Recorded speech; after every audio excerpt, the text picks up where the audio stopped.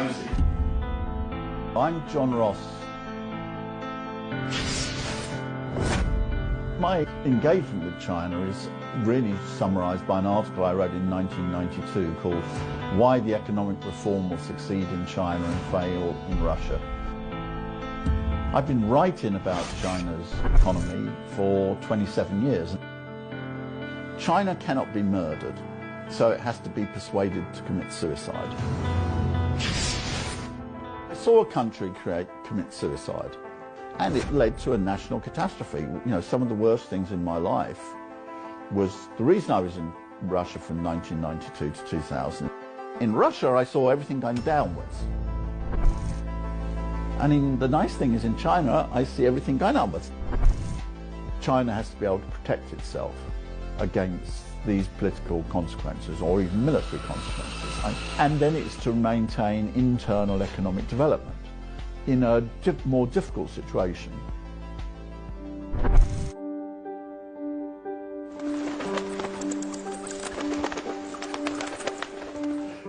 But the most important thing is, what is the fundamental thing is the well-being of the Chinese people. Is if the Chinese people support the Chinese government, then everything will go well. As was mentioned, the question of misunderstanding a country is not merely a question of psychology. It can have catastrophic consequences. When I lived in Russia, I had a friend who was a very high-level Soviet diplomat. He used to previously negotiate with the United States. He said, some people think that diplomacy is all about tricks or hiding your intentions. He said, it's all nonsense. You cannot stop a great power acting on the basis of its own interests. The danger is that a great power may act on the basis of wrong information, a misunderstanding of the situation. And the only role, he said, of diplomacy is to make sure that the other side never acts on the basis of a misunderstanding or misinformation. Therefore, a very great danger which exists in the world at the present time is that there is very serious misunderstanding in the United States of China. And this doesn't lead, not just by Trump, but by wide circles. For example, Larry Summers, who was a Democratic Party Treasury Secretary, said that the Chinese economy was going to slow down to 3.9% a year. That is, he believed the Chinese economy was going to be very weak. China's economy is growing by more than 6% a year. He totally misunderstands the situation of China.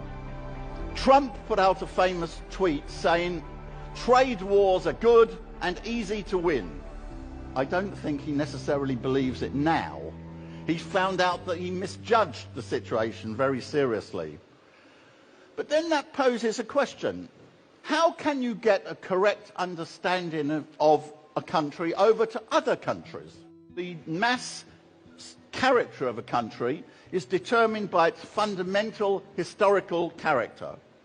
One of the most important things that Xi Jinping stresses is that every country is unique.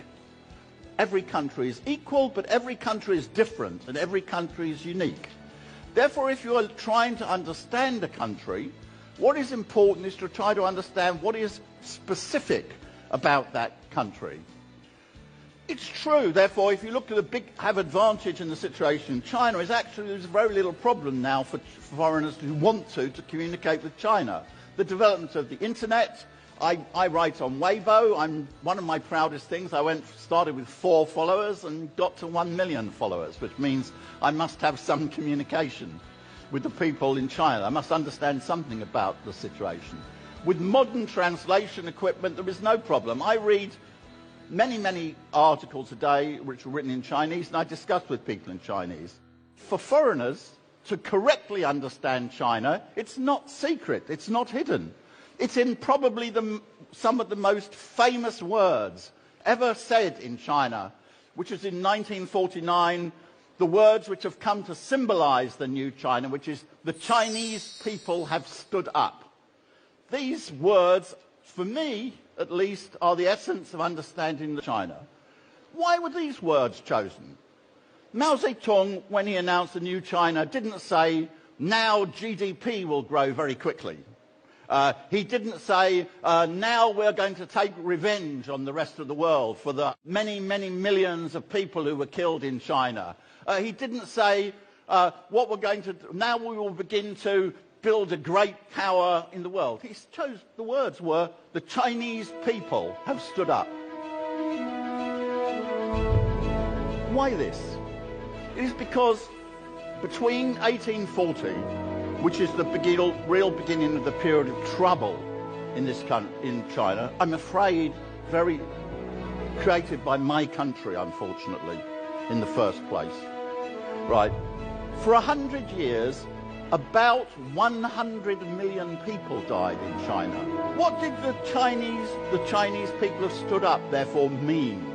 It didn't mean China is now taller than every other country. That is, it was not a declaration, China is better than any other country. It's not like Trump.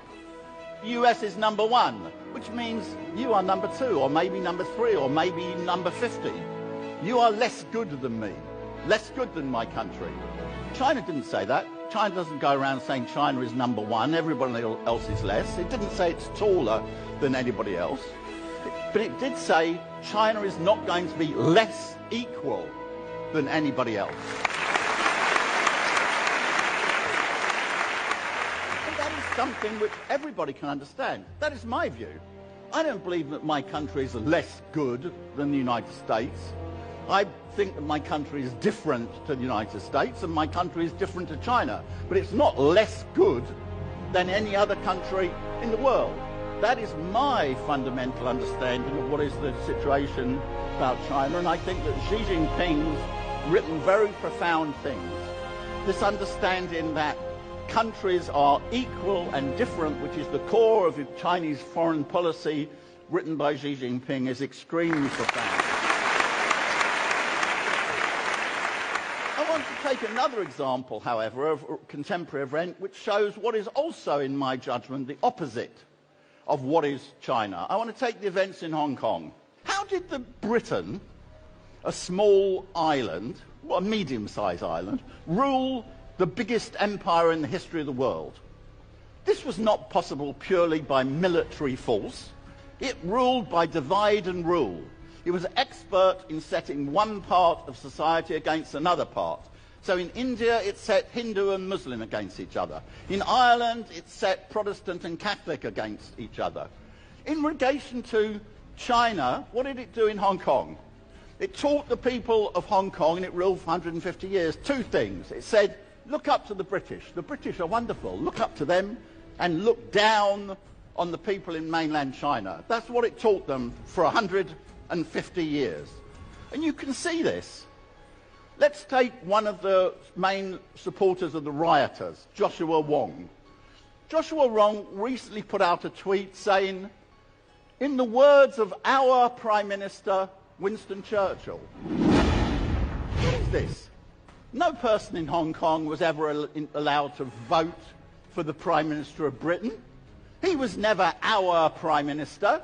This is a person who looks up to the British, who looked down on his country, or not his country, his region, and never gave him any political rights. For 150 years, the British ruled Hong Kong, and they never allowed the election of the head of the government, the Governor-General, in any form at all, to be elected. What I call slave mentality is the mentality where you look up to somebody and you look down on somebody else. And this is the exact opposite of what China says. The Chinese people have stood up is all the Chinese people have stood up. All the Chinese people are equal to, not better than, but equal to anybody else in the world. That, in my opinion, is the understanding which China needs to get across to the United States. That China is not threatening the United States. China did not launch the trade war against the United States. China, at least all, wants a war with the United States. But China will not be accepted to be treated as less good or less equal than the United States. And the reasons for that are deep in Chinese history. If that understanding can be got over to the people of the United States and to the leaders of the United States, in my opinion, then the dangers of very dangerous miscalculations will be avoided. 非常感谢一个小问题啊，刚才您说到苏联实际上是自杀的，现在问题是我们中国有没有这种自杀的倾向或者可能性？因为我们的网络上也有一些崇洋媚外的，像黄之锋这样的声音。I think this is the biggest danger to China. Yes, this is the thing that most worries me. China cannot be murdered, so it has to be persuaded to commit suicide. By which I mean the enemies of China are not powerful enough to attack China directly. The Chinese people are very lucky about this. If you were Iraq or Libya or a Latin American country, you might be invaded.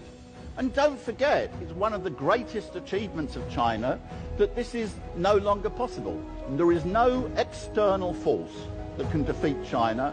Only if China makes big mistakes internally can China be defeated. That is my fundamental view of the situation.